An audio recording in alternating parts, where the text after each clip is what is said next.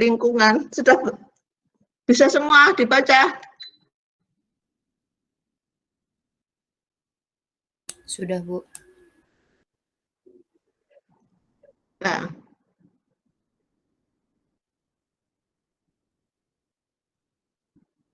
jam segini kok sudah panas ya?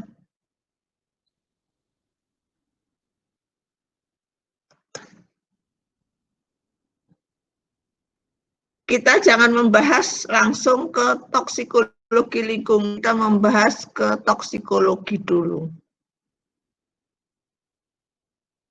Apa sih yang dinamakan dengan toksikologi? Logi ilmu. Toks berasal dari kata toksin dan logi.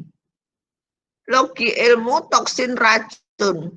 Ilmu yang mempelajari tentang racun, ilmu mengenai racun, termasuk mendeteksi, mengisolasi, memisahkan atau mesis. Termasuk juga cara kerja racun di dalam tubuh kita. Jadi kalau seseorang itu keracunan, apa sih yang akan di dalam tubuh kita, itu nanti akan kita bahas. Itu toksikologi secara umum. Terus dapat didefinisikan sebagai kajian tentang hakikat mekanisme efek yang berbahaya, efek toksik di dalam makhluk hidup. Ya. Kalau kita membahas toksin, toksin itu sama dengan racun. Bahasa Indonesianya racun, bahasa ilmiahnya toksin. Apa sih yang dinamakan racun? Ternyata racun itu adalah zat bila masuk ke dalam tubuh hanya melalui 3 pintu, yaitu mulut, hidung, dan kulit. Jadi racun tidak bisa masuk ke dalam 3 pintu ini, selain mulut dan kulit. Dengan dosis yang relatif besar akan merusak kehidupan dengan serius satu sama lain. Kalau itu dosisnya besar atau dosisnya tinggi. Tetapi ada juga yang masuk ke dalam tubuh manusia yang melalui mulut, hidung, dan kulit ini tidak konsentrasinya tidak tinggi, ringan, itu sebenarnya tidak menyebabkan sakit pada tubuh manusia. Kalau hanya sekali, 2 kali. Tetapi kalau terpapar juga akan berbahaya.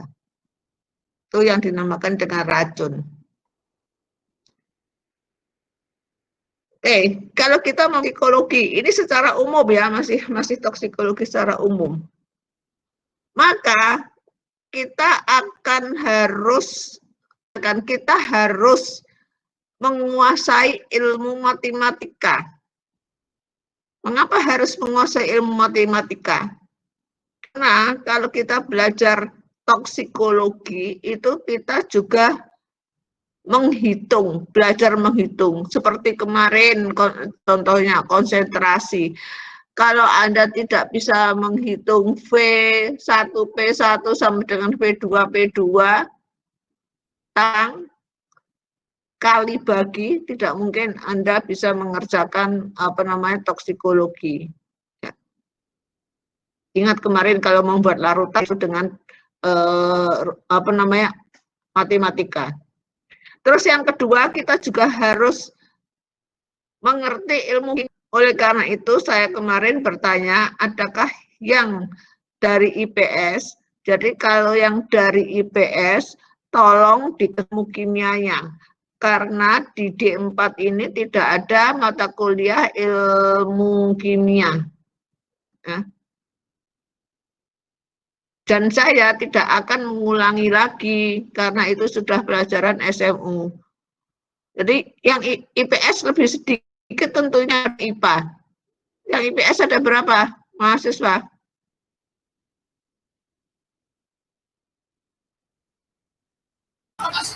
Saya aja. Ada berapa kira-kira satu kelas?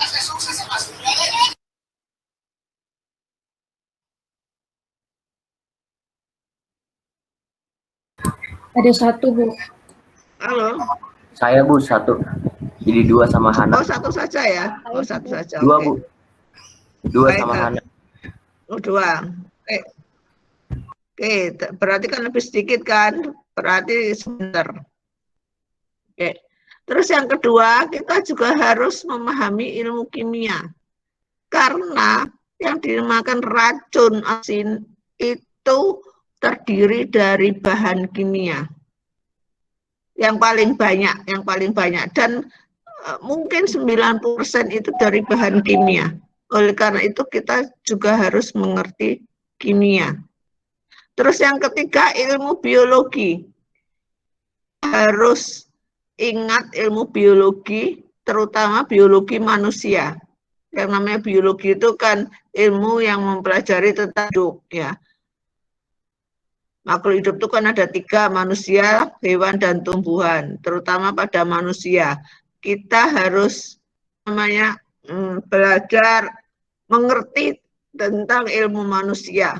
Kemarin kan sudah kan anatomi fisiologi itu tolong diperhatikan ilmu manusianya. Terus kita juga harus memahami meskipun Anda belum ilmu farmakologi, tetapi kita harus memahami juga farmakologi. Farmakologi ilmu yang mempelajari tentang kefarmasian, obat-obatan. Mengapa kita harus belajar tentang mengerti tentang obat-obat?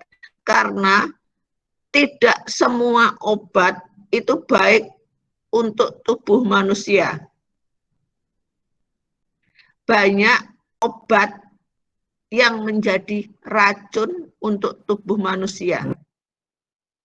Obat kalau dikonsumsi terlalu lama, itu juga menjadikan racun. Kalau sudah bertahun-tahun kita minum obat itu terus-terus, itu bisa menjadikan racun untuk tubuh manusia, terutama pada ginjal. Karena obat itu nanti akan diekskresikan, akan dikeluarkan melalui urin. Urin berasal dari glomerulus. Glomerulus itu saringan pada ginjal. Kalau kita minum obat terus, obat-obatan terus, maka apabila obatnya itu mempunyai BM, saya mengatakan BM berarti berat molekul, ya.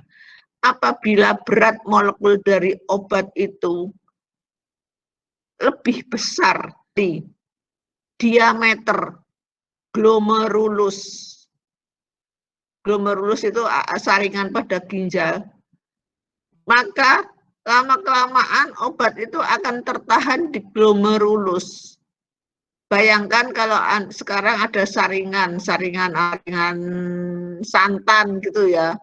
Terus airnya saja yang keluar kan, karena diameternya itu kan kecil ya, kelapanya saja yang tertahan kan. Bayangkan seperti itu. Kelapanya tertahan di atas saringan, di saringannya itu. Saringan saja belum merulus. Terus apa yang terjadi kalau lama-lama terus minum obat seperti itu? Maka akan merusak glomerulus itu sendiri. Lama-kelamaan glomerulus ini tidak akan bisa bekerja maksimal. Itu yang mengakibatkan orang sakit ginjal atau gagal seperti itu. Sebenarnya bukan ginjalnya ya, tapi yang rusak itu glomerulusnya. Ada juga seperti farmakologi racun narkoba ya. Narkoba itu awalnya kan untuk membius manusia pada saat orang itu mau operasi, seperti suntikan suntikan yang tidak saya lupa apa namanya itu ya. Karena apa? Orang zaman dulu sebelum farmakologi ini berkembang, orang kalau mau operasi itu dibius, ya. Tapi biusnya melalui hidung. Itu apa namanya? Biusnya bius total. Jadi semuanya. Nah, karena ilmu ini selalu berkembang, sekarang ada bius yang bukan total, hanya bius lokal namanya. Nah, itu digunakan semacam apa namanya, obat apa, itu termasuk narkoba. Jadi biusnya itu bukan bius total, karena bius itu juga akan berbahaya bagi organ-organ yang lain, karena semuanya dibius. Zaman sekarang biusnya bius lokal, jadi supaya tidak merasa sakit. Bahkan sekarang ada juga yang sehabis operasi gitu ya, seperti kalau operasi tulang begitu ya kan sakit rasanya. Operasi tulang itu lebih dari operasi yang lain. Itu ada semacam plester atau koyo yang ada semacam narkobanya. Di area bekasnya jahitan itu kita tempeli itu. Tidak akan terasa sakit. Tuh ya. Itu pernah saya alami karena saya pernah operasi tulang lengan tangan saya. Jadi tulang saya kelebihan tulang ya, sehingga tulang kelebihannya itu kebetulan juga tumbuhnya itu runcing-runcing seperti gigi gitu ya, seperti jarum, sehingga sangat terus ini apa namanya, membuat otot-otot saya, daging saya, kan tulang itu lekat pada daging ya. Bayangkan kalau ada tulang yang menonjol, yang tumbuh bukan pada tempatnya, tumbuh terus tulang itu seperti jarum. Kalau digerakkan sakit sekali kan, lama-lama kan membuat rusak otot-otot atau daging yang bergerak ini. Ya itu harus diambil, jadi diobati, tulang saya digergaji, terus setelah itu ini apa namanya, ditutup kembali, diberi obat dengan stem cell. Jadi stem cell itu juga sekarang populer ya. Jadi obatnya itu untuk supaya lukanya itu cepat ya, cepat recovery-nya. Jadi menggunakan stem cell. Stem cell itu dari darah saya sendiri, dibuat stem cell, dimasukkan terus dijahit. Itu pasca operasi sakitnya setengah mati. Bahkan saya mau operasi, saya dengar dokternya bilang 30, dokter anestesinya dia bilang 36 jam. Dia bilang gitu, beri aja 36.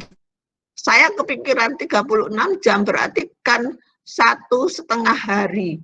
Setelah itu kan rasa sakitnya itu kan apa namanya, lebih sakit lagi kan. Nah, saya hitung, begitu saya disuntik dengan apa istilahnya,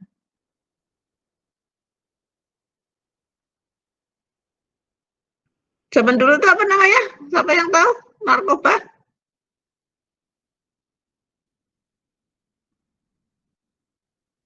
nggak, saya kok lupa namanya. Nah setelah saya begitu disuntik, saya lihat jam, terus saya hitung 36 jam. Ternyata begitu 36 jam rasa sakit itu bukan main. Karena tulang yang diambil. Saya telepon dokternya dan dokternya memberikan semacam plester, semacam koyo begitu, ditempelkan, nggak rasa. Itulah obat-obatan apa namanya, farmakologi yang semakin canggih ya. Itu juga tidak sembarang-sembarang yang beli, itu pun bukan saya yang beli obatnya, tapi dokter yang memberikan. Jadi dokter tidak akan memberikan itu kepada pasiennya, nanti disalahgunakan. Dan 1 hari cukup saya diberi 1, itu bertahan sampai 24 jam. Besoknya saya diberi lagi pada saat dokter visite. Itu juga sebenarnya racun. Karena apa? Itu kan masuk ke dalam kulit saya. Ya. Tetapi karena saya tidak bisa rasa sakit dan saya sampai menangis, akhirnya dokter mengabulkan. Sebenarnya dokter tidak mengabulkan, tapi karena melihat kesakitan saya ini, akhirnya dokter. Tapi untung diberi baru 2, saya sudah bisa menahan rasa sakitnya. Baru 2 hari, terus akhirnya saya beradaptasi dengan rasa sakit itu. Seperti itu. Ya. Terus kita harus belajar juga ilmu imunologi. Imun, kekebalan. Jadi racun yang masuk ke dalam tubuh kita itu juga akan datang dari kekebalan tubuh kita. Tidak semua racun itu bisa langsung menyebabkan sakit. Tadi saya mengatakan bahwa tergantung dosisnya. Tergantung lamanya seseorang terpapar, tergantung kekebalan orang itu. Tetapi kalau saya sudah mengatakan seperti ini, jangan Anda mencoba-coba, saya kebal, saya akan mengkonsumsi narkoba, saya akan kebal. Jangan seperti itu. Ya. Kita tidak tahu kapan seseorang itu kebal. Tidak setiap hari orang itu kebal. Anda mendengar YouTube-nya Deddy Corbuzier yang baru kemarin sakit COVID? Iya, Bu. Halo? Iya, tahu. Ya, podcastnya Deddy Corbuzier sama Dr. Gunawan, ya. Iya. Dia kan mengelak terus, dia itu olahragawan. Memang dia kan punya gym banyak, ya. Terus dia tiap hari olahraga. Tapi dia tetap, mengapa saya bisa kan saya masih kuat. Saya makannya juga dia kesehatannya dia terjaga. Dia tidak makan, tidak minum, tidak makan nasi. Pokoknya dia merasa dirinya kuat. Mengapa masih terserang COVID? Ya, dia kan kecewa karena itu. Karena apa? Menurut Dr. Gunawan, tidak setiap hari seorang itu kebal. Ya. Ada saat mana tubuh kita tuh lengah. Bukan kita yang lengah, tapi tubuh kita yang lengah. Lengah itu artinya itu lengah untuk menghadapi segala ancaman yang ada. Sehingga dia bisa terpapar. Ya, oleh karena itu jangan Anda mencoba, Bu, saya masih muda, saya mau itu, katanya Bu Cipto, nggak apa-apa kalau narkoba hanya dikonsumsi 1 kali. Bu Cipto juga pernah. Iya kan, karena waktu itu kan saya operasi di rumah sakit dan mengendalikan, dan rasa sakit itu kan dokter juga tidak memberikan resep, hanya saya diberi seperti semacam flash. Itu ya. Jadi jangan dan imunologi terutama tentang narkoba. Kalau saya nanti membicarakan tentang narkoba, jangan Anda mencoba-coba, maksud saya begitu. Nah, karena bahaya sekali. Terus yang keberapa ini, setelah imunologi, patologi. Kita juga ilmu patologi.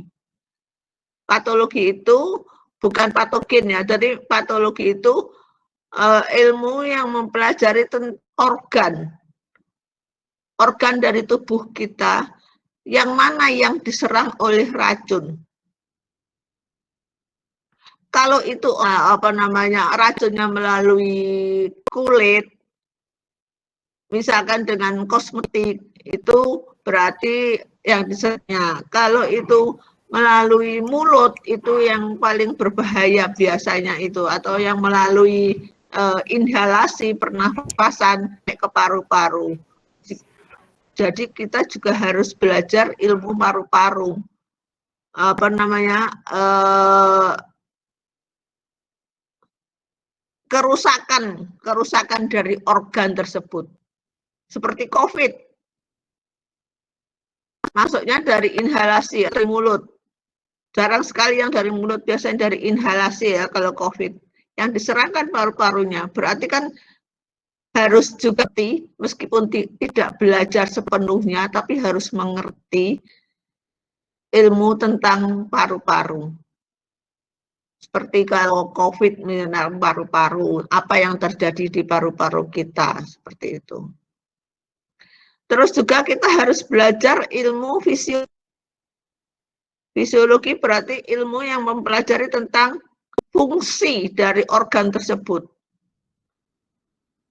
Paru-paru kita apa? Untuk mengambil oksigen, bernafas. Kalau ada COVID-nya di situ, kan nafas itu. Kalau nafas kita terganggu, akhirnya apa? Orang tidak bisa bernafas. Itu yang menyebabkan banyak orang meninggal kegagalan dari pernafasan.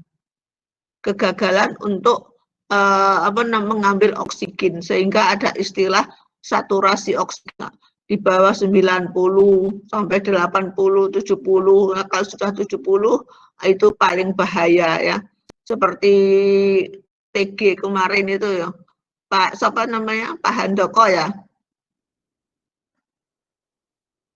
dengar kabar ya, kajur TG meninggal ya.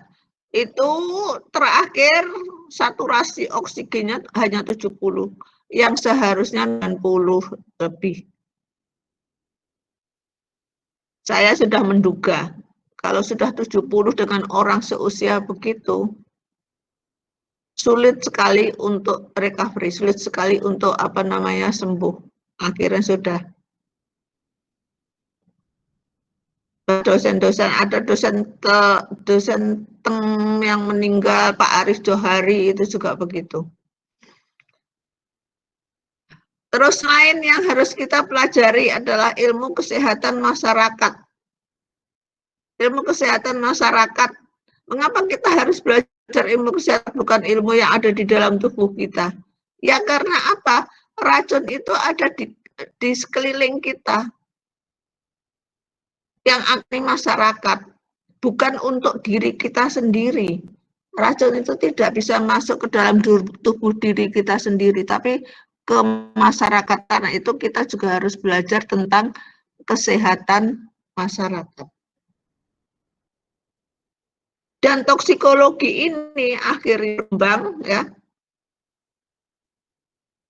berkembang karena kesehatan masyarakat, berarti kan toksinnya, racunnya ada di lingkungan. Jadi terus langsung berkembang ke lingkungannya. Terus apa yang akan dibahas tentang toksikologi lingkungan? Nanti arah kita ke toksikologi lingkungan, bukan toksikologi umum.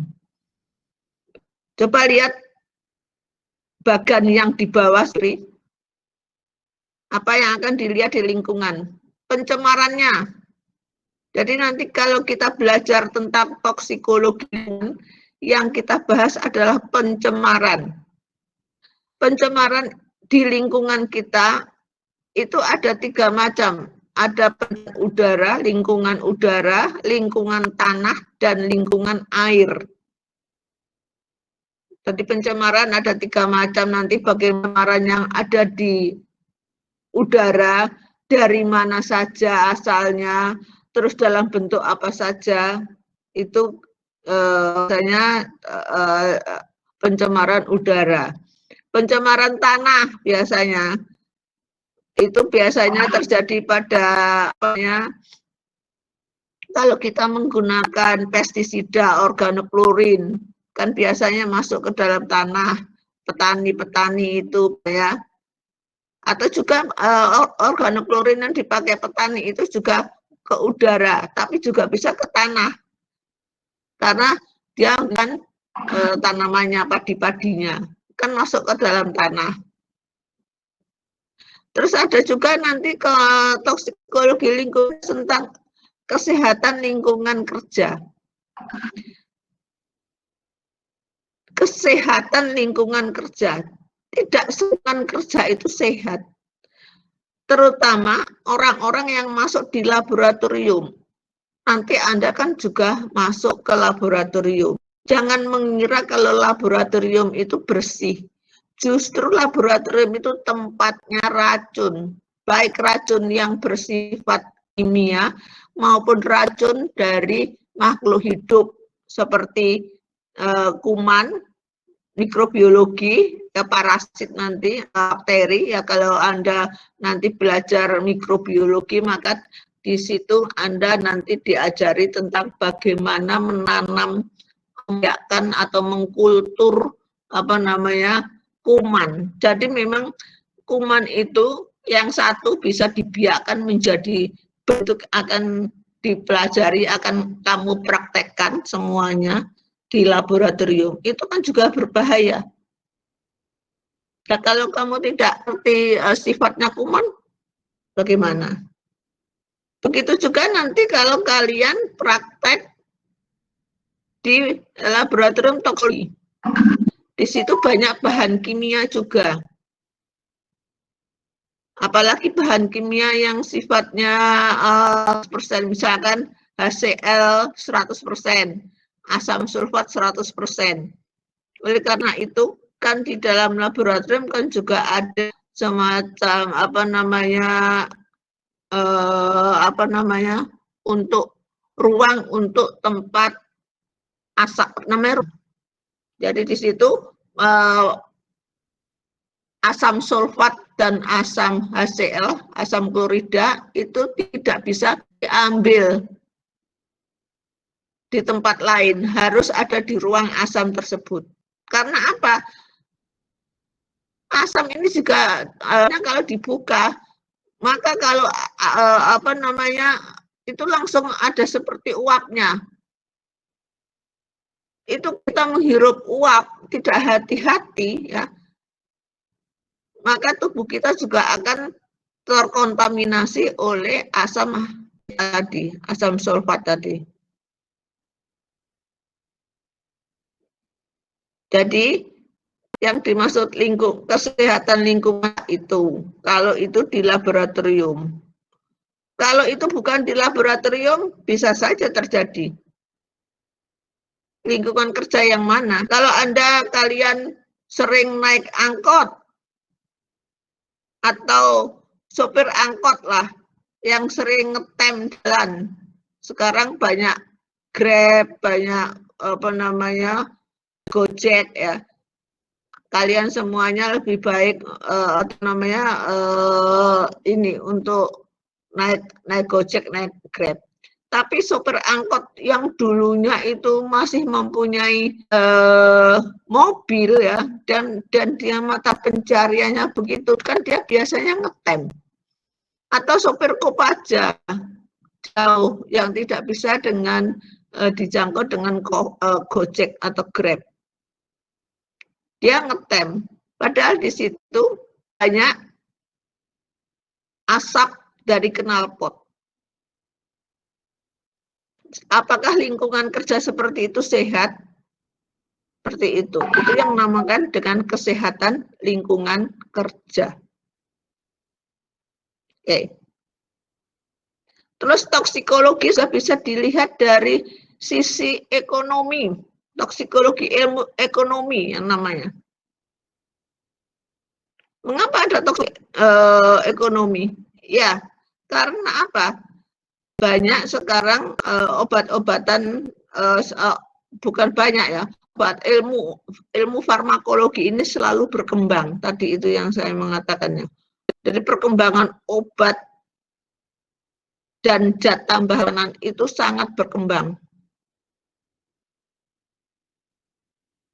Apalagi zat makanan, zat tambahan bahan pengawet pada makanan.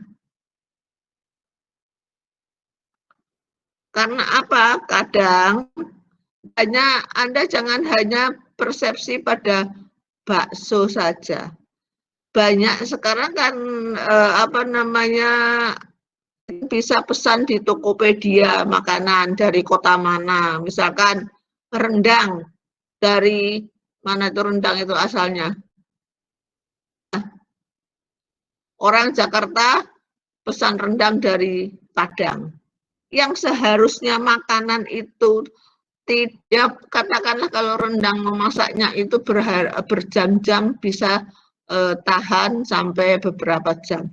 Tetapi kalau pengantar dari Padang sampai Jakarta memerlukan waktu seminggu, tidak mungkin tidak, pasti orang itu ada zat tambahannya, zat pengawetnya. Anda itu yang di supermarket, bumbu pecel, tolong itu dilihat expirednya. Terus itu apa itu expirednya? Itu sebenarnya ada zat tambahannya, namanya asam niasin. Kalau di bumbu di sambal-sambal itu sebenarnya boleh digunakan. BPOM juga memperbolehkan asam niasin ini ditambahkan ke sambal. Kan ada sambal yang di botol-botol itu, terus sambal pecel itu boleh menggunakan asam niasin, tapi dengan kadar yang telah ditentukan oleh BPOM. Oleh karena itu, kalau Anda makan makanan cepat saji yang dari supermarket, itu tolong dilihat sudah teregistrasi dengan BPOM. Karena kalau tidak teregistrasi itu bahaya.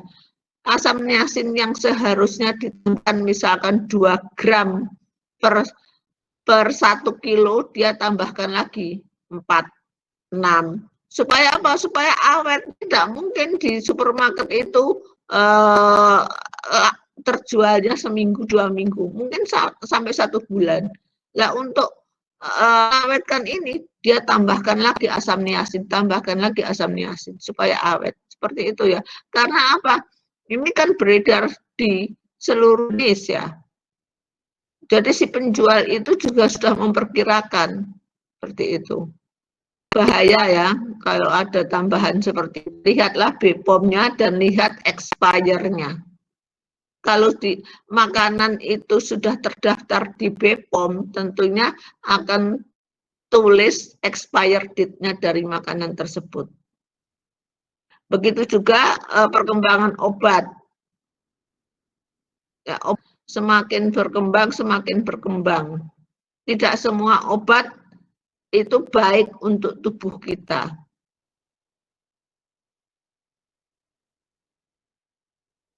Terus begitu juga dengan pestisida, para petani tadi itu. Nah, barang pestisida yang diproduksi oleh perusahaan yang belum terdaftar di BPOM. Itu semuanya mengarahnya kemana? Ke uang kan? Jadi perusahaan-perusahaan itu kan hanya mencari keuntungan, tidak memikirkan kesehatan orang yang akan mengkonsumsi. Oleh karena itu, toksikologi yang seperti ini ke dalam toksikologi ekonomi. Terus toksikologi bisa berkembang lagi menjadi toksikologi forensik. Yang dibahas apa? Aspek mediko-legalnya. Legal apa obat ini?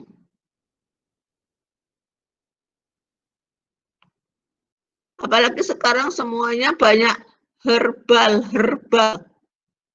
Apa ya? Susu jahe merah. Apalagi banyak kan di iklan-iklan itu ya, semua pakai herbal. Tetapi kalau bukan kalau susu jahe merah mungkin sudah ada BPOM-nya ya, karena dia sudah berani iklan di televisi ya. Jadi obat yang sudah berani iklan di televisi berarti ada izin dari BPOM-nya. Tapi masih banyak juga kan mediko-legalnya yang ini. Seperti apa ya? Miras oplosan. Apakah tapi kalau miras biasa ya, kalau miras biasa itu yang sudah didaftarkan di BPOM itu legal. Meskipun mengandung alkohol, tapi alkoholnya itu juga tidak banyak. Apalagi yang miras yang buatan luar negeri yang sudah ada izinnya BPOM. Tetapi kan yang belum ada izinnya BPOM yang anak itu menggunakan miras oplosan itu sampai meninggal. Karena terlalu banyak alkohol. Masa alkohol diminum? Nah, terus apalagi yang dibahas pada toksikologi forensik? Diagnosanya. Seperti kasusnya Mira. Masih ingat Mira kopi sianida? Beberapa tahun lalu, apakah Anda mengikuti ya yang meninggal itu ya? Ya, Bu. Ya. Dia minum kopi dari mulut, cairan yang diminum, terus masuknya kemana? Ke lambung. Diagnosa ke lambung, ke usus. Jadi diagnosanya harusnya cairan lambung atau cairan usus. Seperti itu. Ya.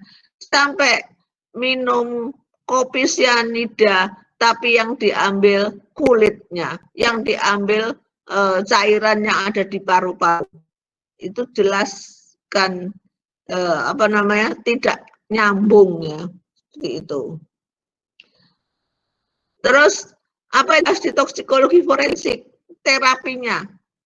Kalau sudah tahu bahwa itu yang diminum kopi sianida, masuk ke dalam lambung, terus ke dalam usus, terus langsung diambil spesimen cairan lambung atau cairan usus. Lo ada sianidanya. Bagaimana cara terapinya? Secepatnya akan diterapi. Kalau Mira meninggal, tetapi semuanya itu sudah terlanjur.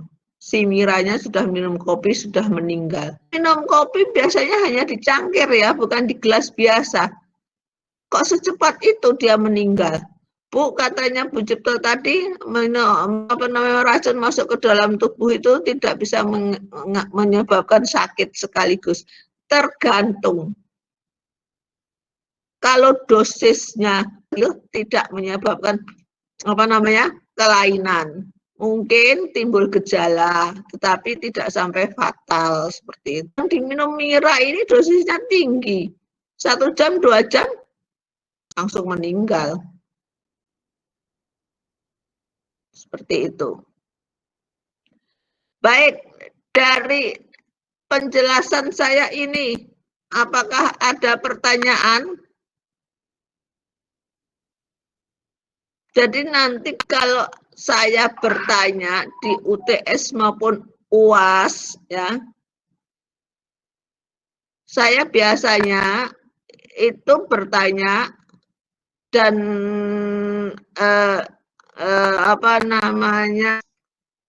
soalnya itu bukan soal multiple choice, tapi biasanya soal esai, karena soal esai meminimalisir mahasiswa contoh mencontoh. Dan kalimatnya itu kan berbeda.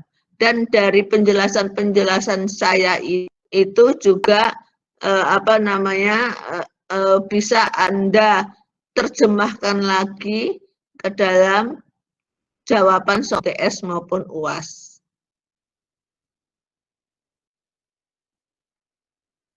Oke? Ada pertanyaan lagi?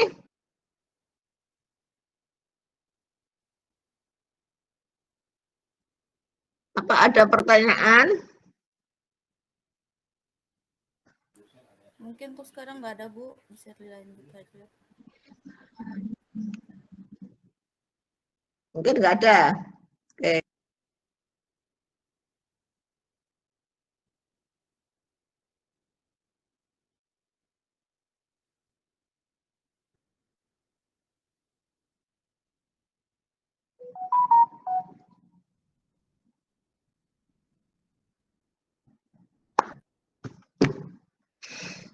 Saya teruskan ke yang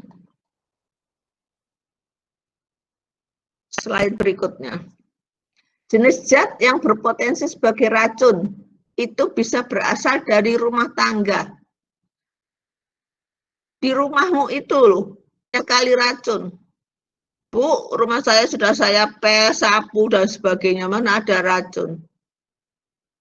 Pasti masih ada. Contohnya apa? Desinfektan atau insektisida. Apalagi COVID sekarang, di dalam tasmu juga mungkin ada desinfektan.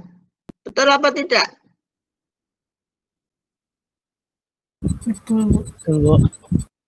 Halo? Ya, karena apa? Untuk cuci tangan kan? Itu yang saya lihat di tulisannya DISI.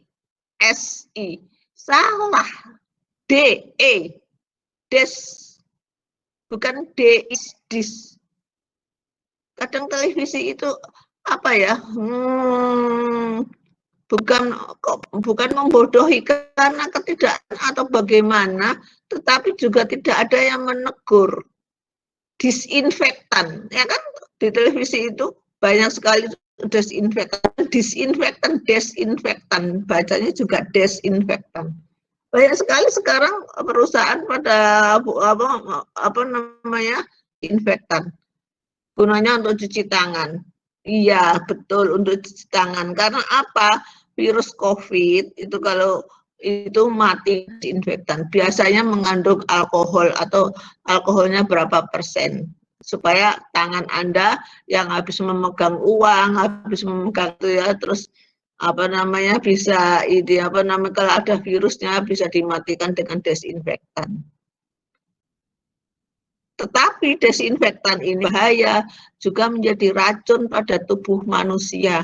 Kalau desinfektan ini Anda minum, Bu saya haus, supermarket nggak ada, saya cari warung untuk beli aqua nggak ada, saya di dalam tas ada ini Bu desinfektan, saya minum saja kan bisa makan.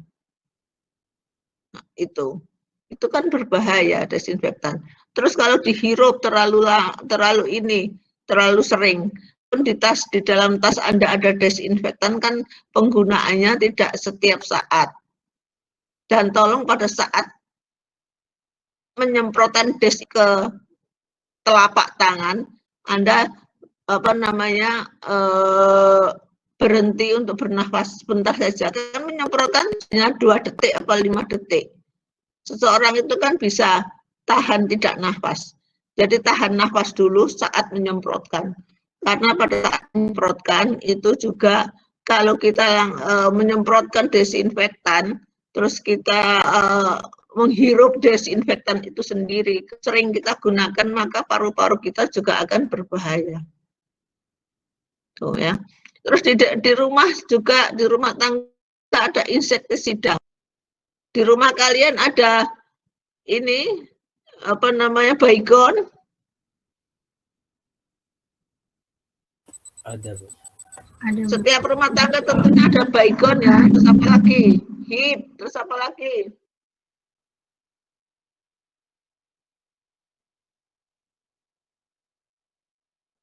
Halo? Ini semua pada tidur atau pada mimpi? Hadir, Bu. Iya, di rumah kalian ada apa yang sejenis insektisida? Selain Fosfate, Bu. ya, Fosfate buat nyamuk. obat nyamuk, vape. Apalagi residu dari obat itu. Ya. Residu itu sisa. Sekarang Anda nyemprotkan. Oh ada nyamuk, saya mau tidur, saya semprotkan di kamar. Coba di lantainya, itu pasti ada sisa. Butiran-butiran putih kecil. Itu yang jatuh ke lantai. Itu yang mendengar dengan namanya residu. Pada saat Anda habis insektisida buat nyamuk itu baygon, vape dan sebagainya, itu kan Anda keluar dulu dari kamar kan? kalau dihirup kan kita bisa nafas bisa sesak kan? Betul apa tidak? Iya, Bu.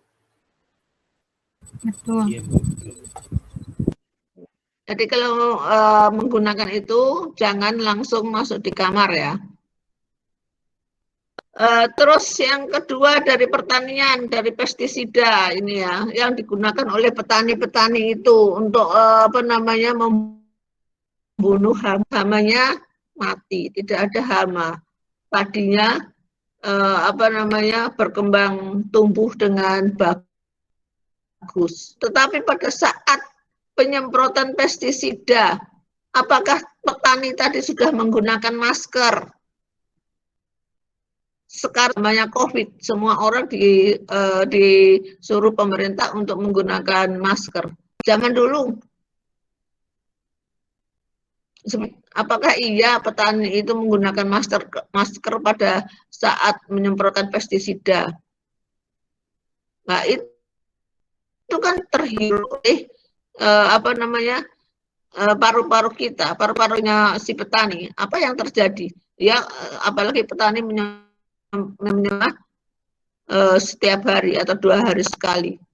Kalau terpapar, oleh karena itu kan ada penelitian tentang linesterasi pada petani yang menggunakan pestisida.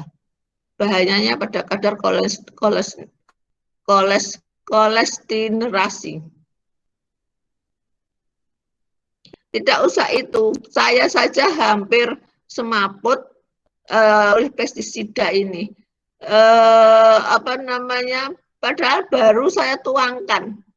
Dan pestisida ini ternyata pekat.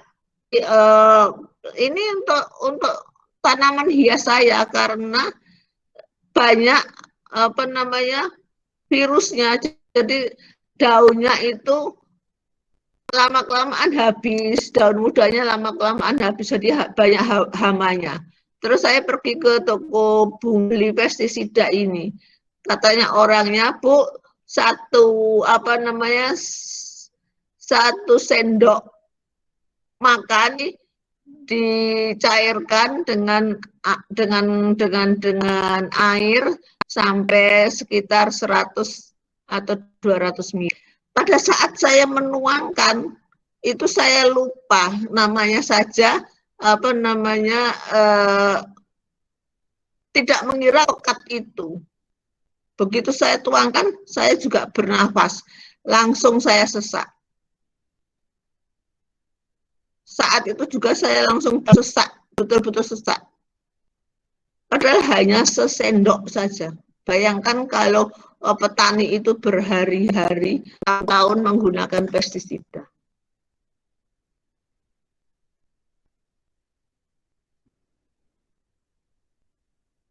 Terus sebagai racun juga ada yang dari medis, dari rumah sakit, yaitu narkotika, obat keras dan obat lain. Saya tadi mengatakan tidak semua obat itu baik untuk tubuh kita. Tidak semua apa namanya obat bisa menyembuhkan tubuh kita, tetapi organ yang itu akan berdampak. Seperti orang yang sudah sakit, orang tua-tua yang katanya menggunakan apa namanya pasang cincin, pasang ring di jantungnya, terus ada yang itu ya, itu dia harus minum obat seumur hidupnya dia. Bayangkan kalau minum obat seumur hidup dan obat-obat itu terus, apa yang akan terjadi? Ginjalnya yang akan rusak.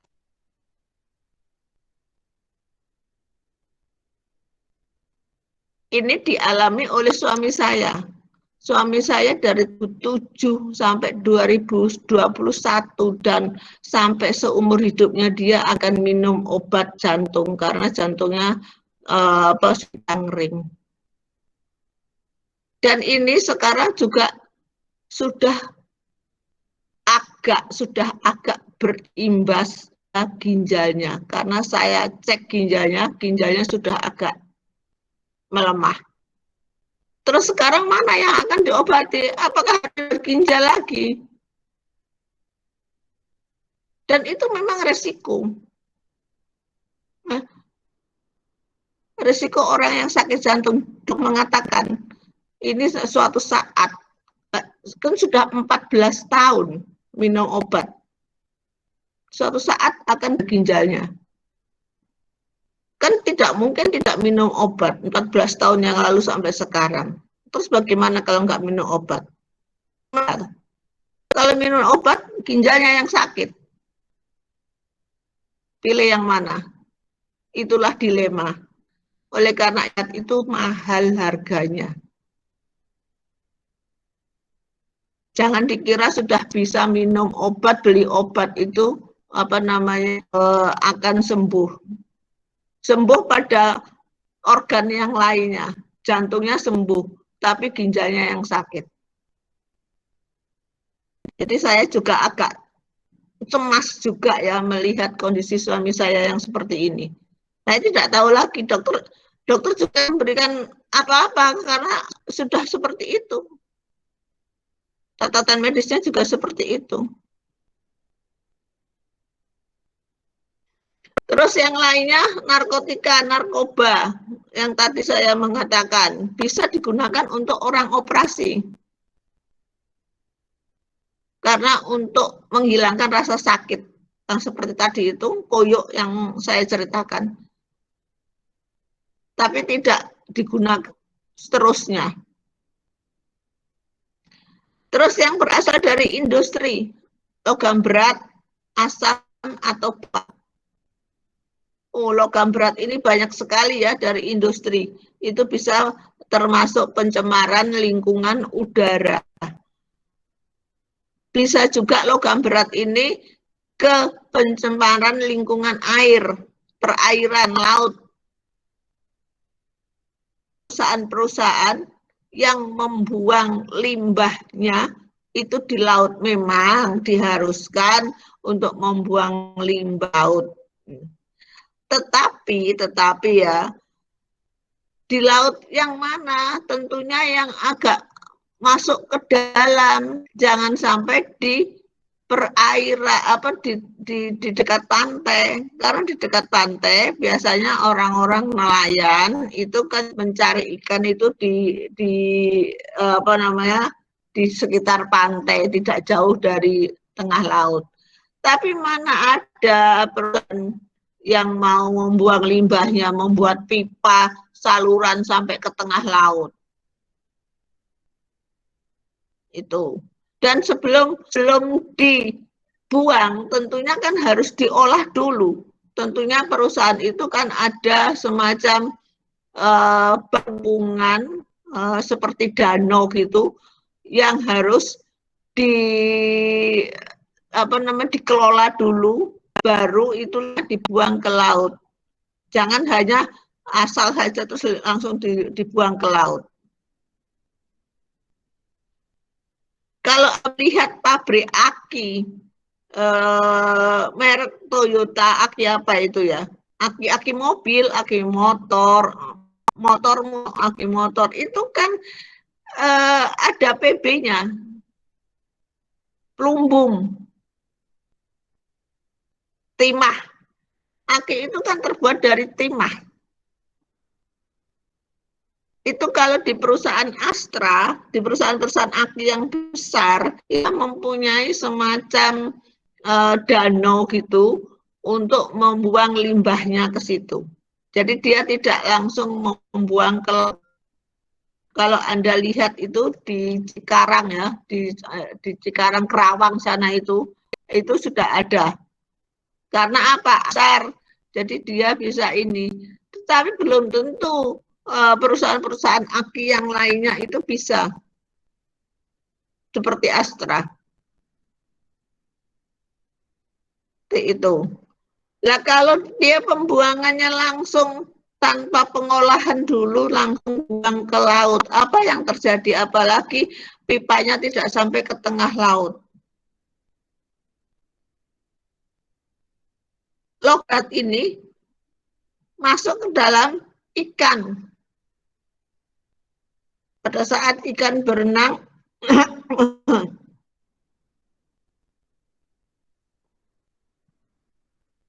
pada saat ikan berenang, ikan akan menghirup akan makan logam. Terutama apa? Ikan apa? Kerang hijau. Apakah ada yang suka hijau?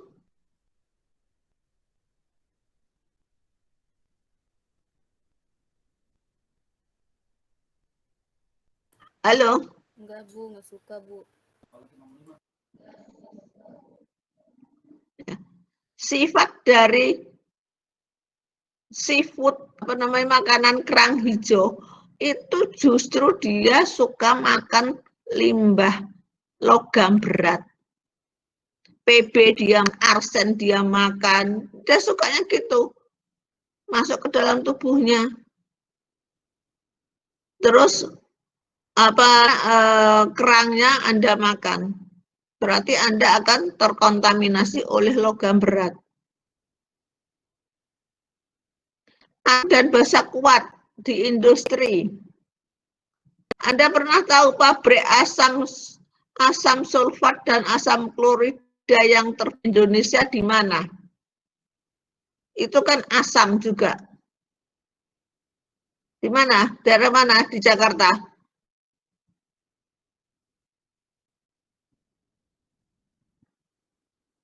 Di Cakung. Pada rumah saya di Cakung, Dekaya itu. Di sampingnya kantor Polres Cakung. Itu ada pabrik dan asam klorida. Kalau zaman dulu memang itu kan sudah dari zaman dulu. Zaman dulu itu jangan terlalu berkembang. Seperti perusahaan aki yang ada di Cikarang itu dulunya kan juga dari Cakung, dari rumah saya. Oleh karena itu Cakung dulu itu kan terkenal dengan padat penduduk, padat polusi ya.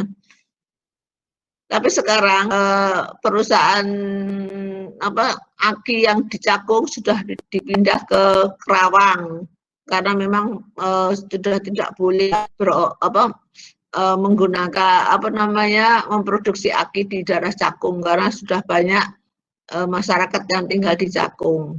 Sini perusahaan asam sulfat dan asam klorida itu juga sekarang sudah pindah, tapi ada sebagian yang masih beroperasi di situ. Itu sebenarnya Pemdanya yang harus aktif dobrak supaya dia pindah ke luar daerah.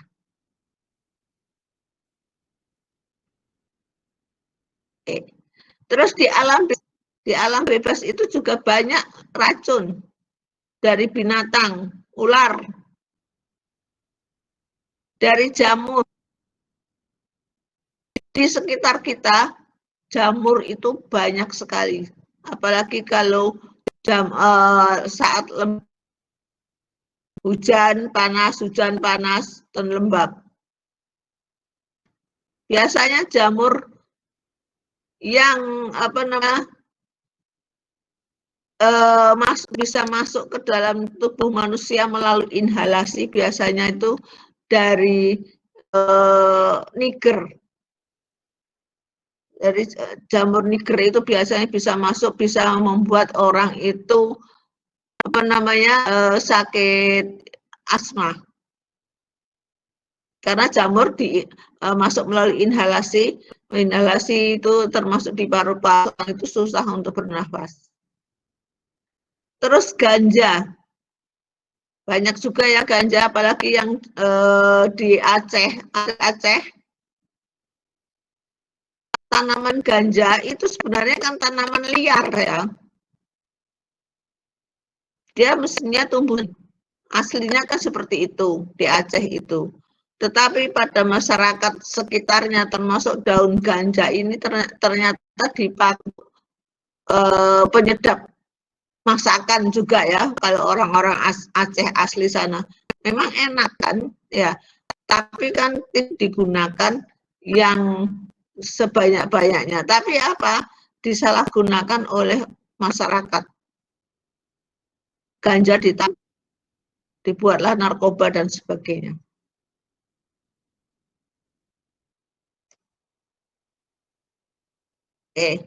Sampai di sana.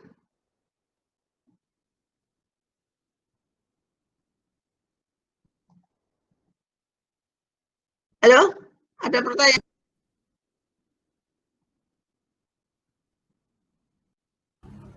Tidak ada. Masih ada pertanyaan apa tidak? Bisa saya teruskan? Ini masih banyak ya. Sepertinya nggak ada, Bu. Mungkin bisa dilanjut. Nggak ada. Teruskan ya. Ya. Oke, saya teruskan. Ini jenis-jenis toksikologi. Itu saya ini ternyata toksikologi umum yang asli itu sekarang sudah berkembang. Tadi itu saya hanya mencontohkan toksikologi lingkungan dan toksikologi ekonomi. Padahal masih banyak juga yang ilmu-ilmu yang bercabang, cabang ilmu toksikologi secara umum. Terus ini, racun yang ada di sekitar kita itu banyak sih loh. Jangan Anda merasa bahwa, oh saya di rumah saja tidak ada racun, jangan harap. Ini cat, Anda sudah bisa melihat ya cat ya. Gambar cat, sudah bisa melihat kaleng cat yang ini ya. Sudah, Bu. Ya, rumah Anda yang itu kalau Anda bernafaskan itu baunya juga tidak sedap. Itu juga racun loh. Jangan dibilang. Ya, ikan yang tadi saya, ikannya suka makan logam berat, ikannya dimakan manusia. Ya. Pestisida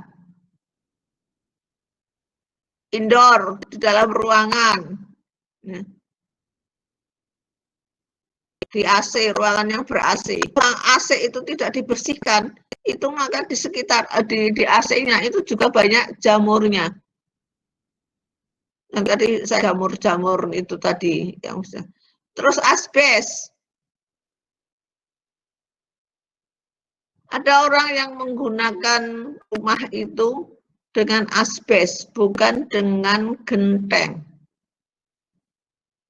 Mengapa apalagi asbes terus tidurnya? Jadi banyak asbes terus habis itu di bawahnya tidak ada plafon. Itu kalau orang tadi di rumah yang seperti itu bertahun-tahun itu akan memicu sebagai trigger bisa mengakibatkan sakit kanker hati. Asbes itu juga bahaya. Kita hirup tetapi melalui inhalasi tetapi bisa sampai ke kan trigger dari kanker hati. Begitu juga dengan sinar matahari.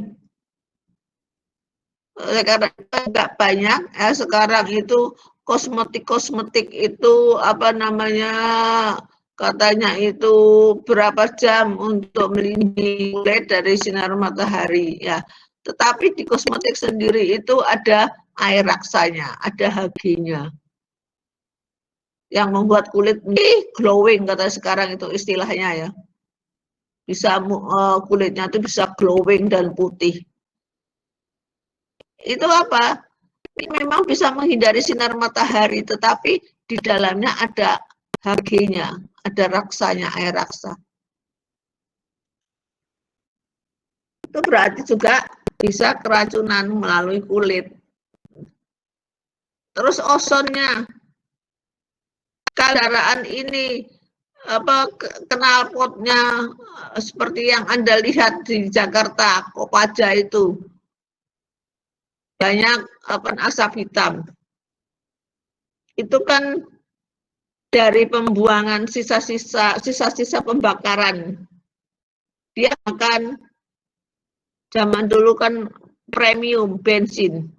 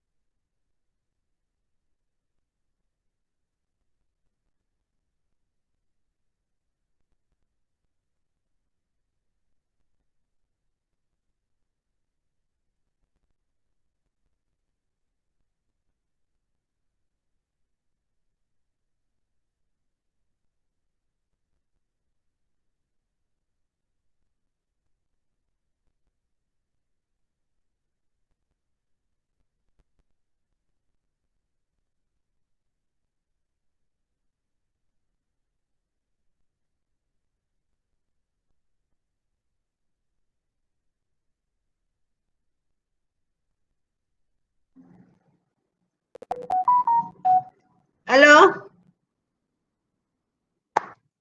wifi saya ternyata yang bermasalah. Ya, Bu.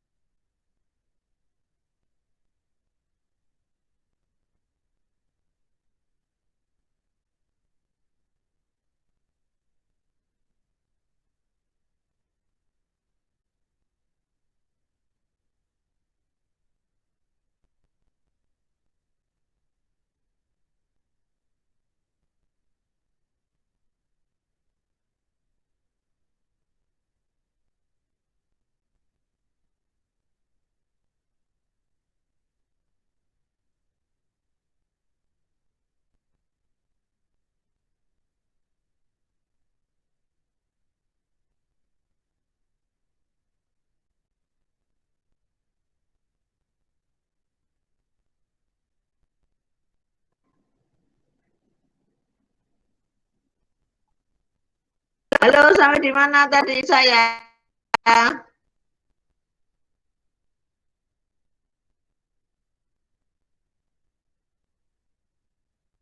Apakah suara saya sudah terdengar? Sudah, Bu. Halo, Bu. Sudah terdengar, Bu. Saya tadi menyampaikan PPT saya. PPT-nya belum di share screen, Bu. Sudah?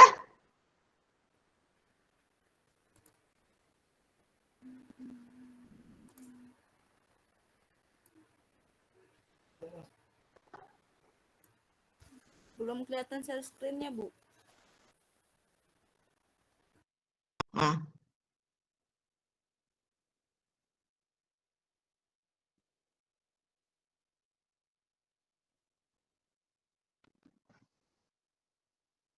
sudah? Sudah, Ibu. Sudah. Tadi saya sudah sampai di mana? Di lapisan ozon, Bu.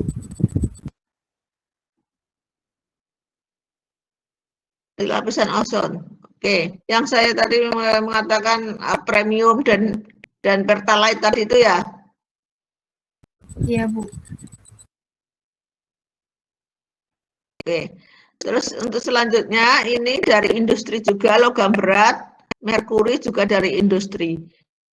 Jadi kita mencemari lingkungan terutama lingkungan udara dan air logam berat. Terus kita lanjut ya. Ternyata kalau wifi internet itu kalau kena AC bisa ini ya. Kan AC-nya saya jos. Terus ini klasifikasi menurut terjadinya keracunan. Bisa self poisoning, attempted death, accidental poisoning, homicidal poisoning.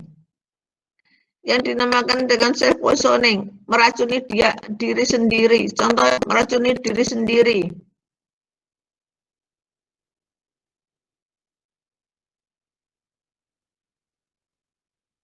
Ayo, contohnya apa?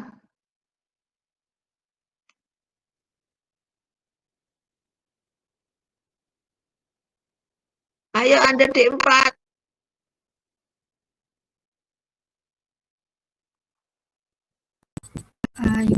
Saya nggak meneruskan itu. Ya, Mungkin dia meracuni diri sendiri. kelebihan dosisnya, Bu. Jadi dia nggak hati-hati. Misalkan minum obatnya harusnya 2 kali sehari, tapi dia minum lebih dari 2 kali. Ya, boleh. Sudah tahu, dokter bilang sehari 2 kali. Dia cepat pengen sembuh, minum obatnya ditambahi. Contoh yang lain.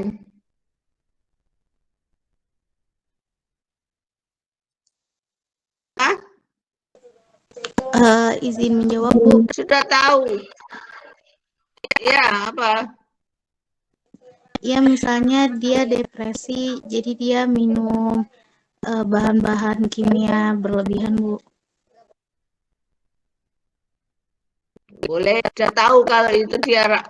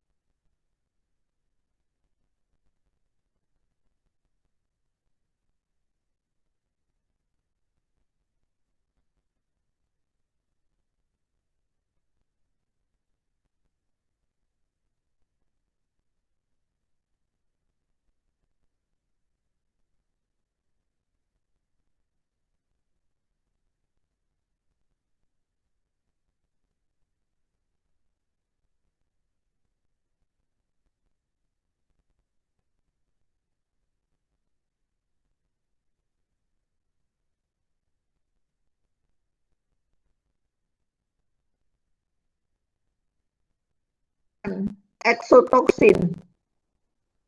Lah toksin ini tadi yang tidak bisa terurai oleh panas. Sehingga racunnya ada. Terus dimakan oleh manusia. Maaf Bu, di saya screen-nya nggak ada. Kenapa? Di saya share screen-nya nggak ada Bu.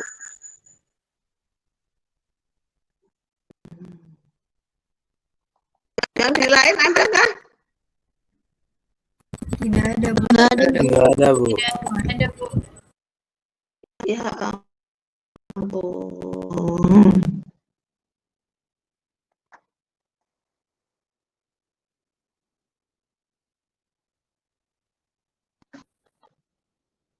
Sudah?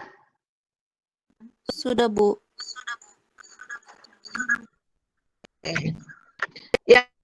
Yang tadi meracuni dirinya orang perokok, terus minum obat. Yang sudah tahu obat itu racun, terus usaha bunuh diri tadi biasanya dari punya hutang banyak, punya ini, nggak bisa nyaur, terus dia minum Baygon. Terus yang accidental poisoning tidak disengaja. Contohnya keracunan seafood, ya. Terus yang homicidal poisoning, pembunuhan. Yang saya cari cerita apa namanya seperti contohnya kasus kopi sianida. Terus menurut mula terjadinya keracunan ada yang akut, ada yang kronis. Contoh yang akut seperti contohnya apa namanya kasusnya Mira. Begitu dia minum 1 jam 2 jam langsung dia meninggal. Akut karena dosisnya terlalu tinggi. Keracunan kronis biasanya dosisnya tidak tinggi. Terus tiap hari tidak atau mungkin tiap hari terpapar tapi dosisnya rendah terus. Contohnya apa? Suka makan bakso kah? Iya, Bu. Iya, Bu. Halo. Ya. Bakso biasanya dicampuri apa? Boraks. Boraks itu juga berbahaya untuk kita. Anda tiap hari makan bakso. Bu, cuma semangkok. Boraksnya paling sedikit. Iya, tiap hari bisa menyebabkan keracunan kronis. Apalagi yang sausnya, yang warnanya orange. Merah bukan kuning tapi orange. Itu juga ada rhodamin B-nya. Namanya trigger dari sakit kanker usus. Tiap hari makan. Lama-lama apa? Jadi keracunannya tidak langsung meninggal, tapi organ yang lainnya itu akan terganggu. Tergantung dari Anda sekarang pilih yang keracunan akut atau keracunan kronis. Oke, saya terus. Menurut organ yang terkena keracunan, neurotoksik. Kalau neuro, contohnya apa neuro? Neuro itu apa? Sel saraf, Bu. Ya, biasanya dari mana keracunannya? Melalui pintu yang mana kalau saraf? Bisa dari kulit. Kulit itu biasanya sistemnya sel, bukan sistemik. Dari mana? Dari hidung, dari pernafasan. Masuk ke paru-paru itu kan ada apa kita kan menggunakan paru-paru untuk menghirup oksigen, tetapi yang ada hanya racun. Terus racun dihirup oleh paru-paru masuk ke aliran darah, akhirnya sampai ke seluruh jaringan, dan di situ ada saraf-sarafnya. Karena itu sifatnya neurotoksik. Yang kedua kardiotoksik. Kalau apa? Jantung. Yang tadi saya cerita, obat jantung.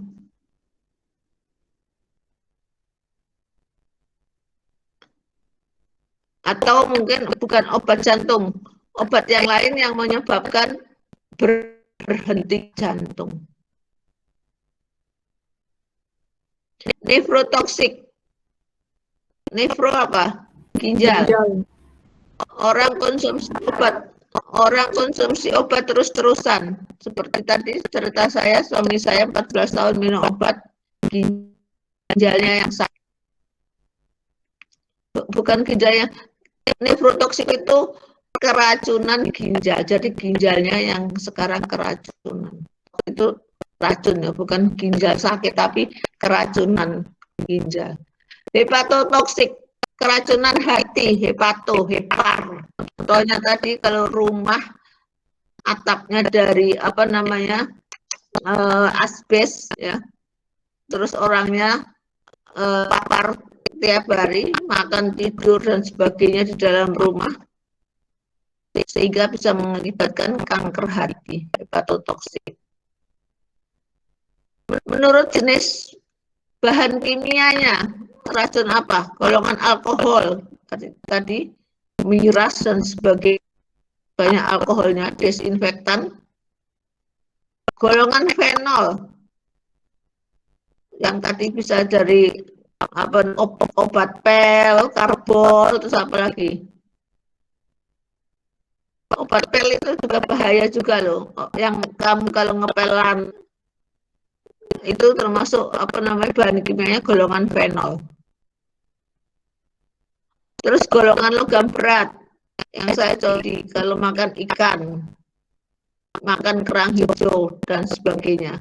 Atau kamu sering di terminal berdiri terpapar terus oleh asapnya kopaja yang warnanya hitam. terpapar oleh TB. Apa sih tanda-tanda keracunan? Terhadap jenis dan kekuatan racun tersebut serta organ sasarannya.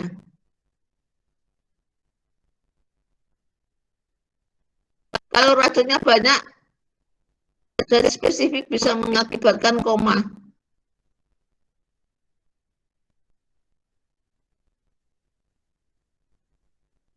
Jadi Anda harus tahu tanda-tandanya orang keracunan. Saya mengatakan pintu masuknya racun ke dalam tubuh manusia ada 3 pintu. Kulit, pernafasan, dan kalau Anda tahu teman Anda keracunan yang disebabkan oleh menghisap, itu bukan menghisap, menghirup sisa pembakaran kopaja, terus orangnya semaput. Anda harus tahu kalau ingin menolong orang tersebut, caranya bagaimana. Oh, berarti dia masuk ke dalam paru-paru sasaran. Oleh karena itu, orangnya harus tidur ditelentangkan, terus diberi oksigen terlalu banyak, jangan dikerubuti. Di jalan ada orang semaput keracunan atau orang semaput apa, terus orang itu pada melihat sehingga terjadi kemacetan. Orang tadi itu harus ditidurkan dan diberi oksigen yang banyak supaya yang terhirup oleh dia itu oksigen bukan racun. Oke. Yang perlu diperhatikan orang yang tadi itu yang tadi kesadarannya, dia masih sadar apa tidak? Kalau tidak sadar, ya segera diberi pertolongan. Kalau supaya dia jangan menghirup tadi itu sisa pembakaran kopaja. Terus dilihat respirasinya,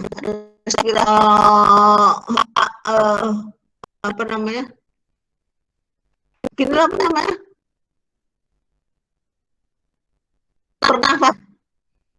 Karena kalau orang itu keracunan, mestinya pernafasannya itu terganggu, kayak seperti orang sulit untuk bernafas. Karena seperti itu, atau mungkin pernafasannya menjadi lebih cepat. Terus diukur darahnya, berapa tekanan darahnya. Kalau orang yang normal tekanan darahnya 110/70 yang normal. Bisa juga orang keracunan bisa sampai ke tekanan darahnya itu merendah. Jadi menurun. Terus dilihat juga orang tersebut kejang apa tidak. Dilihat juga pupil matanya. Biasanya kalau sudah keracunan orang yang semaput, pupil matanya lebih banyak mana? Hitamnya atau putihnya? Harus dilihat juga jantungnya.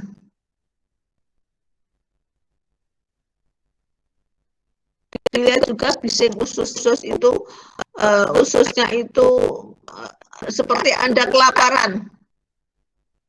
Orang kalau kelaparan itu kan ini. Anda pernah lapar apa tidak?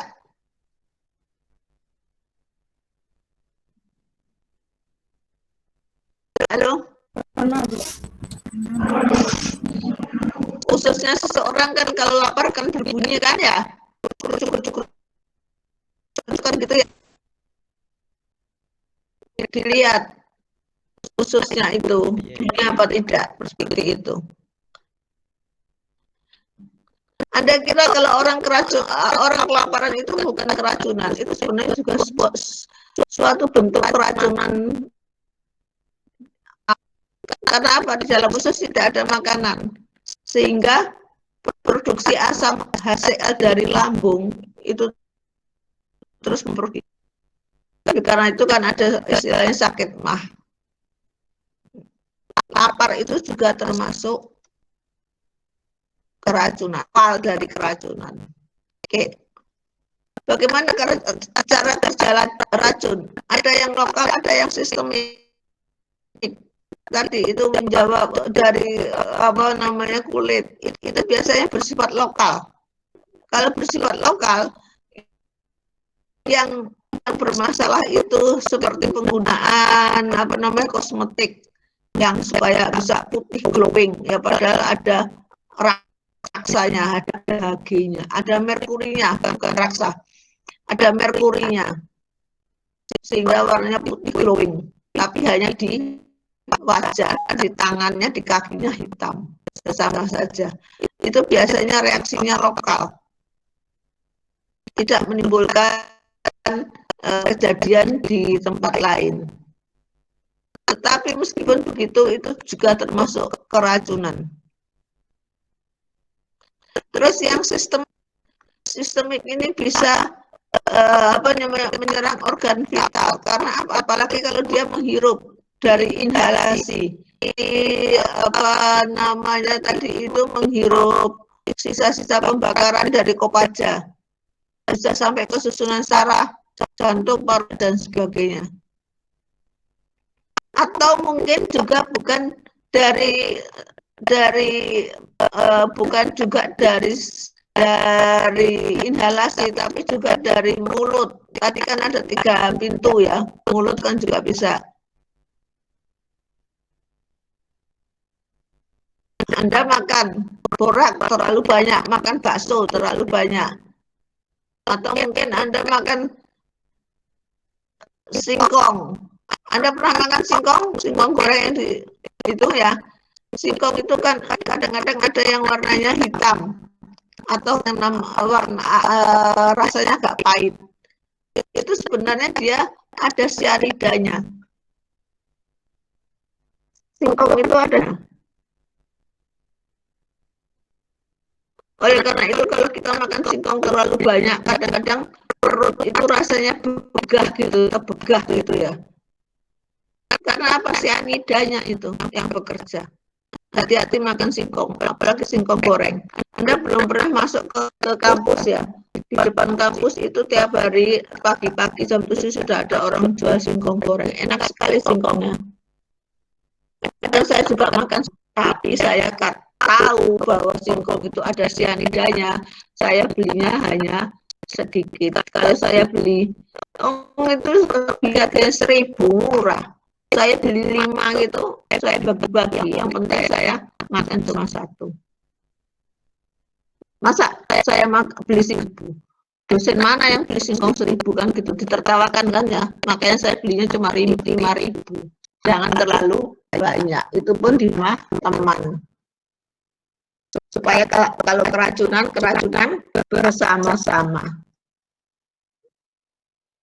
Bukan gitu ya. Masalahnya itu bukan karena harus keracunan bersama-sama, tapi saya tidak mau keracunan terlalu banyak. Terus mekanisme kerja racun, kalau racun itu sudah masuk ke dalam tubuh, itu harus melewati 3 fase. Satu, fase eksposisi, fase toksokinetik, dan toksodinamik. Apa sih yang dinamakan dengan fase eksposisi? Jadi racun itu ada 3 fase. Ini fase eksposisi. Jadi masih ada di udara, belum masuk ke dalam tubuh manusia. Contoh gas pembuangan kopaja tadi atau uap yang dari perusahaan-perusahaan berupa kabut atau fume itu yang orang itu fogging. Tahu fogging? Kalau orang fogging di rumah-rumah itu loh, itu berupa fume. Itu masih di luar. Terus tubuh manusia. Ini contoh-contoh yang masuk ke dalam tubuh manusia melalui sebenarnya ada juga di sini.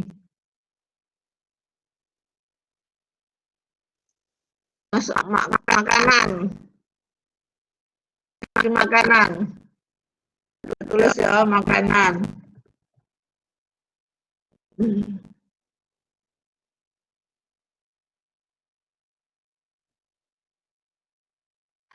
Terus kalau masuk ke dalam tubuh manusia, itu yang dinamakan dengan petik, baru masuk. Kalau makanan diabsorpsi, meskipun itu dari sisi diabsorpsi itu diserap. Makanan kan juga diserap oleh usus, ya kan? Setelah diserap, racun tadi diedarkan ke seluruh tubuh, baik racun yang berasal dari pernapasan maupun dari makanan mulut. Setelah didiskusikan, racun tadi itu disimpan di dalam organ-organ itu, yang tidak mendapatkan distribusi tadi, disimpan dulu. Terus setelah disimpan, baru metabolisme. Oleh siapa? Oleh organ kita. Setelah dimetabolisme, baru diekskresikan, keluarkan. Nah, dari proses absorpsi, distribusi, penyimpanan, metabolisme, ekskresi ini kan memerlukan waktu sebenarnya lama. Kalau itu racunnya itu dosisnya rendah, bukan sepertinya miras. Kasusnya miras diabsorpsi, belum sampai didistribusikan, masih diabsorpsi, masih dalam lambung atau usus, dia sudah meninggal, belum didistribusikan. Jadi racun itu kalau tubuh manusia, kalau kadarnya, konsentrasinya rendah, itu jalannya seperti ini. Kalau sudah orangnya tadi itu sehat dan bisa mengekskresikan, mengeluarkan racun secepatnya, itu lebih baik. Sebelum juga didistribusikan atau disimpan dan sebagainya. Dari absorpsi, oh ya, saya sudah habis minum racun, minum Baygon, saya bisa bayar hutang. Maka sesegera mungkin diekskresikan, tidak melalui distribusi, penyimpanan, dan metabolisme. Bisa saja kalau orang itu sadar, atau kalau orangnya semaput, ada yang menolong orang itu harus sesegera mungkin racun tersebut.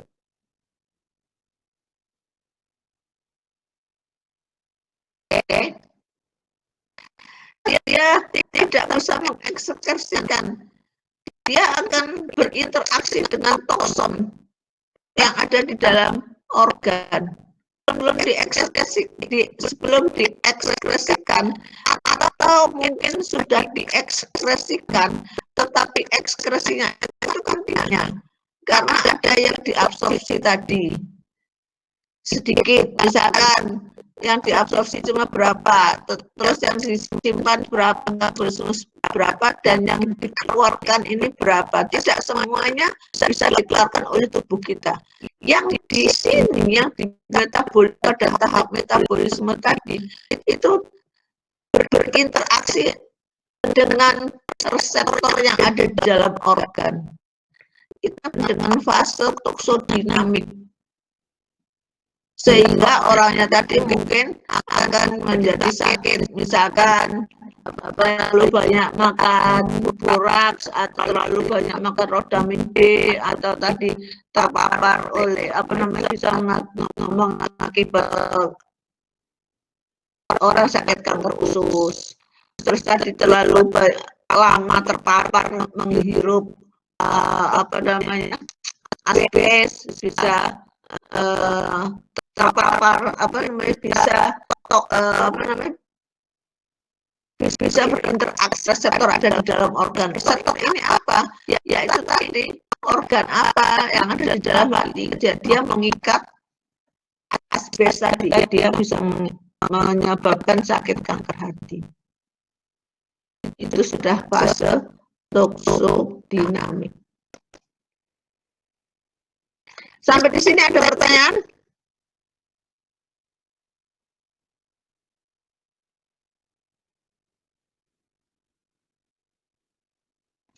Halo?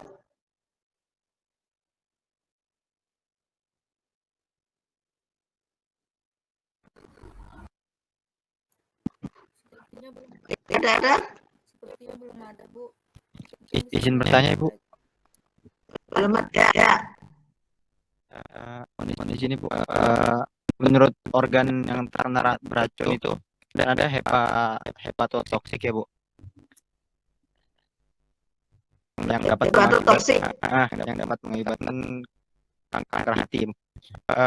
Bukannya hati itu bisa menetralisir racun ya, Bu? Itu bagaimana bisa terjadi, Bu? Tergantung. Ya. Oke, bagus. Hati bisa menetralisir racun, tapi kalau racun itu dipaparkan oleh tubuh terlalu lama, seperti orang gentengnya ini menggunakan asbes, orangnya tidak tahu bahwa asbes itu menyebabkan kanker hati, dia menggunakan saja asbes harga murah daripada genteng, dia tidak menggunakan plafon. Kalau setiap hari jadi racun itu bisa mengakibatkan sakit. Tapi saya bilang tadi konsentrasinya tinggi. Ya. Ini. Nah, di sini. Oh, di mana itu?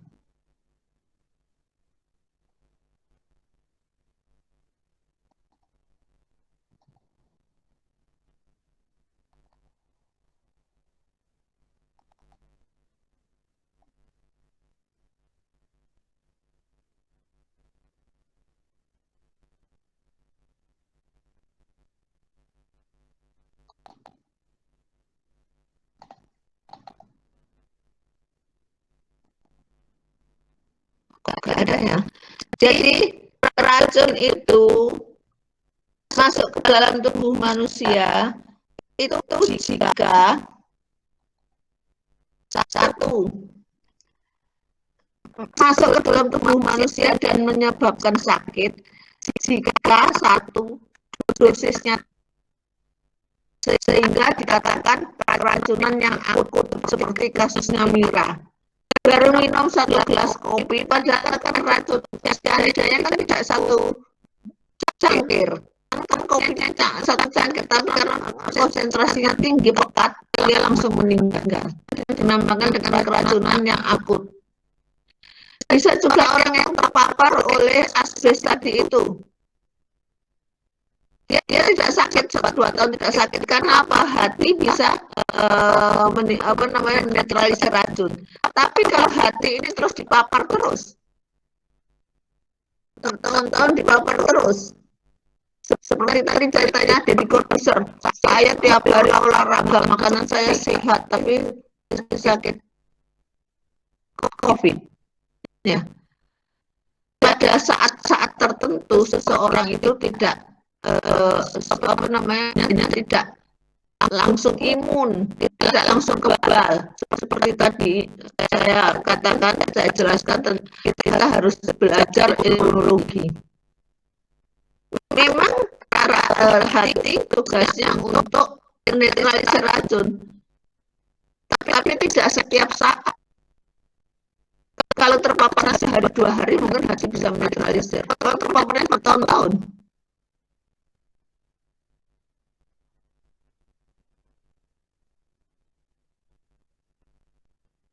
gimana RK? Sudah terjawab, Ibu. Terima kasih, Ibu. Halo? Ya, hati-hati ya. Jangan karena kamu merasa punya hati nanti bisa menetralisir racun. Jangan harap seperti itu. Semuanya itu kita hindari. Boleh makan, tapi jangan terlalu banyak. Boleh, tapi jangan banyak-banyak. Beli singkong cuma 1.000 saja. Kalau beli 5.000 dibagi sama teman. Ada pertanyaan lagi?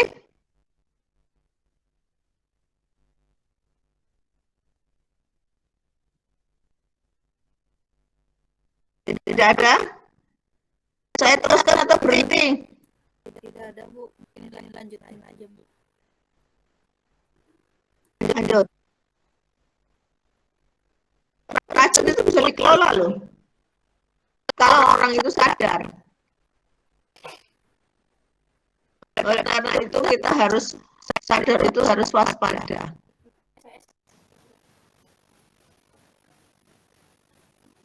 Waspada. Bisa dengan terapi simptomatik.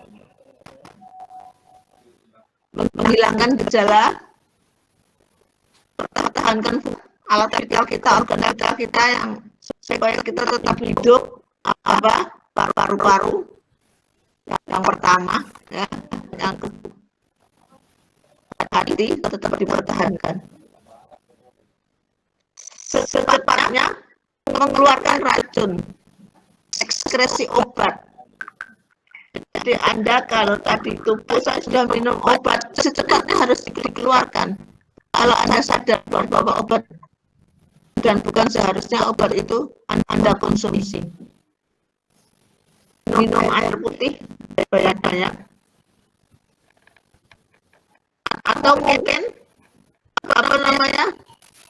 kalau anak kecil langsung mulutnya itu dibersihkan, ambil supaya dia dimuntahkan.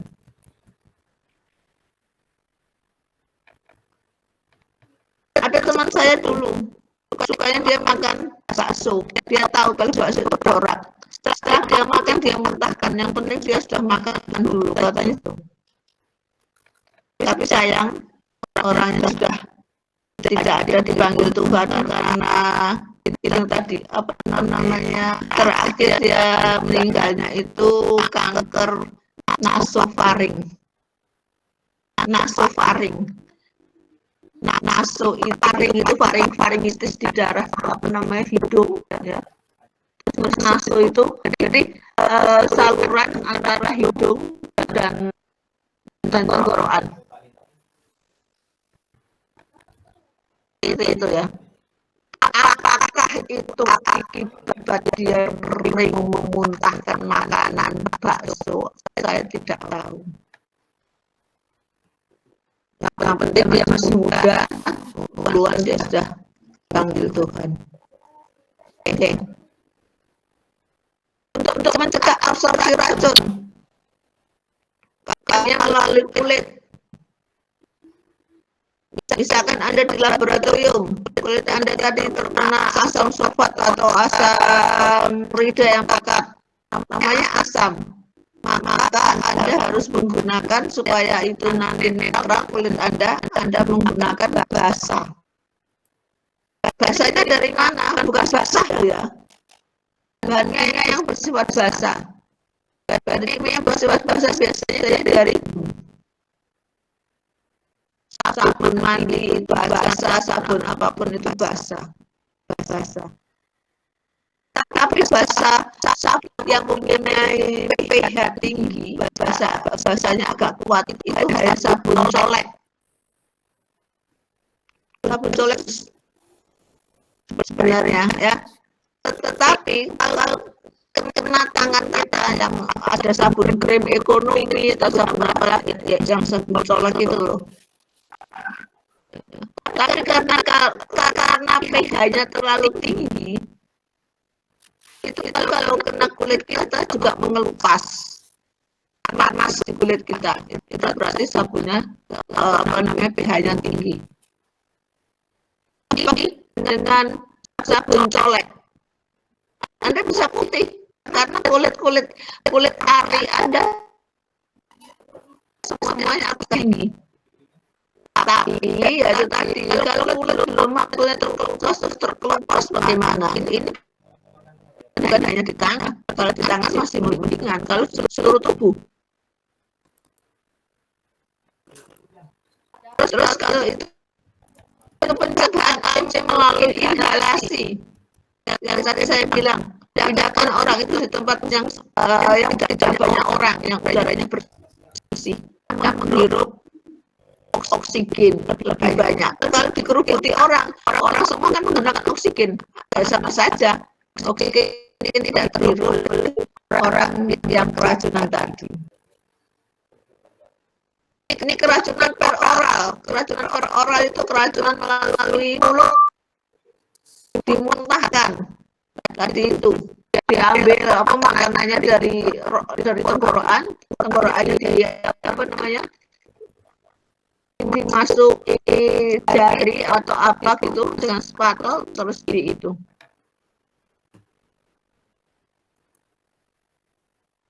Atau memberikan amomorfin saya baru ingat yang saya tadi cerita apa namanya secara operasi kalau bius bukan bius total atau biusnya sekarang kan menggunakan bius lokal itu menggunakan morfin zatnya.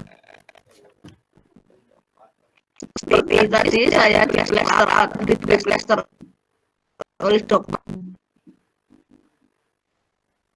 Terus kalau selain itu diberi apomorfin dimuntahkan, bisa juga dengan obat pencahar.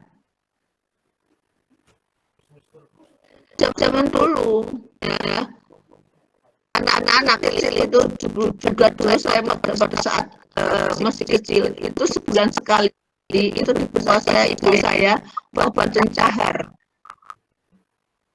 Obat pencahar sekarang bisa dibeli di apotek namanya Garis. Dari dulu itu saya kecil itu mesti menangis setiap bulan itu pasti menangis karena disuruh minum garam Inggris itu sebenarnya bagus kalau tidak tiap hari gitu loh. Untuk apa? Obat pencahar ini supaya kita BAB memang dibuat diare gitu ya. Supaya mengeluarkan racun-racun yang ada di dalam usus. Jadi pada satu usus tiap hari, tiap sebulan sekali. Anda bisa saja sekarang menggunakan obat pencahar, namanya garam Inggris.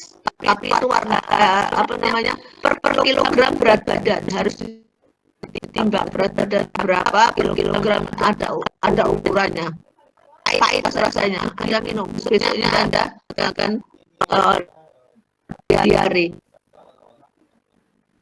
Nggak apa-apa, yang penting Anda tahu bahwa itu Anda menggunakan obat pencahar. Bisa juga mengukur karbon aktif. Yang nomor 4 itu. Artinya bubur sini bukan bubur ayam ya, karbon aktif. Karbon aktif itu untuk menyerap racun. Kalau tadi saya sibuk pergi ke dokter, meskipun dia sudah diare, dia tidak mungkin diberi obat titik. Tidak, bukan obatnya, tapi diberi obat apa? Norit. Tahu norit?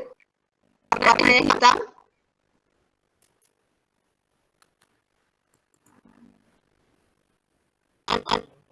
Jadi tahu belum ada yang keracunan. Keracunan. Ya, norit ya obatnya minum itu 9 tablet. Satu itu isinya kalau nggak salah 30 atau 27 atau 30 botol harus diminum sehari. Sekali minum 9 atau 10 itu. Supaya apa? Racun tadi. Ya. Jadi supaya karbon aktif itu kalau sudah diminum oleh orang yang keracunan seafood apa namanya racun yang ada di dalam ususnya diikat oleh karbon aktif ini. Nah, oleh karena itu, kalau sebagai calon ibu, kalau Anda sudah tahu bahwa seafood ini juga apa namanya bisa menyebabkan orang-orang keracunan, sebelum Anda masak seafood ini Anda rendam dulu supaya racunnya itu terikat oleh karbon, direndam di karbon aktif. Ada saja Anda arang yang dipakai untuk membakar sate itu loh, tahu?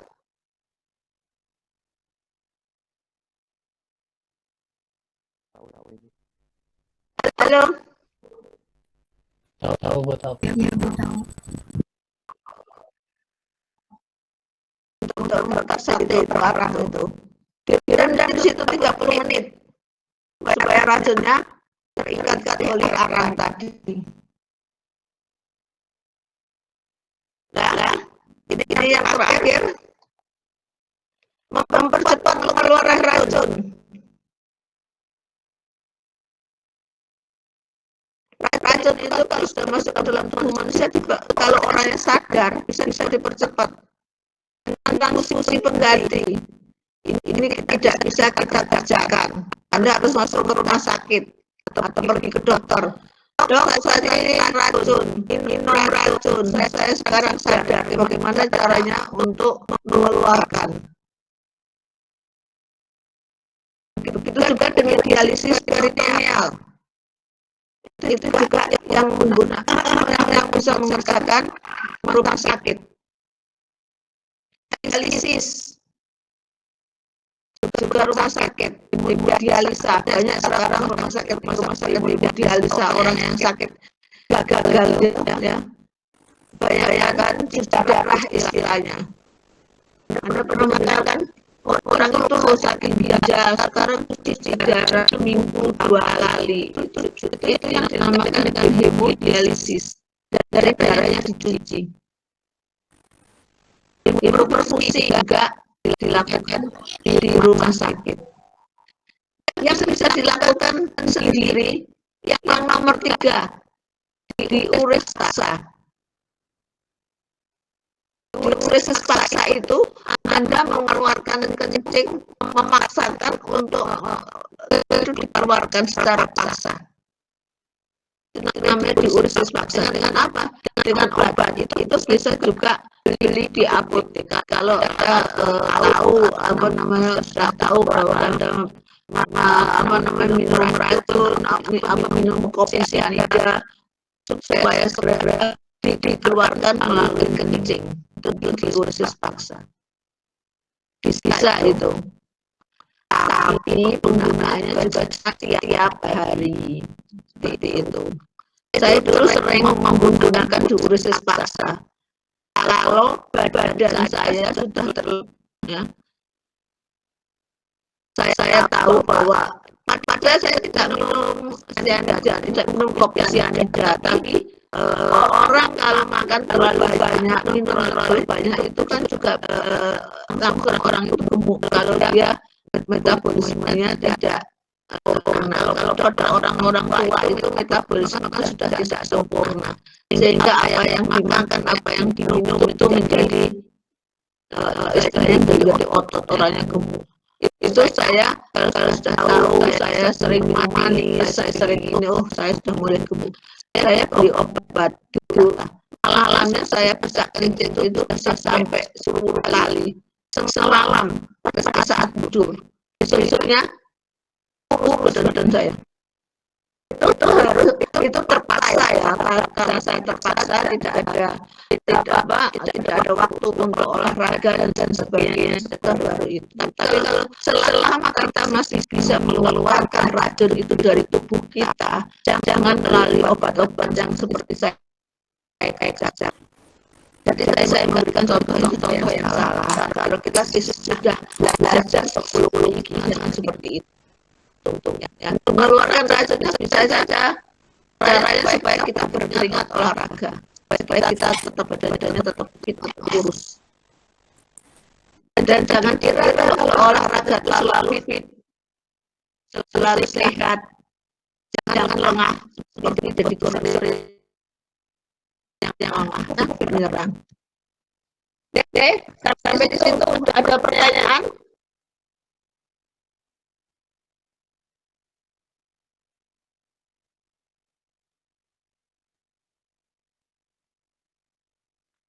Ada pertanyaan?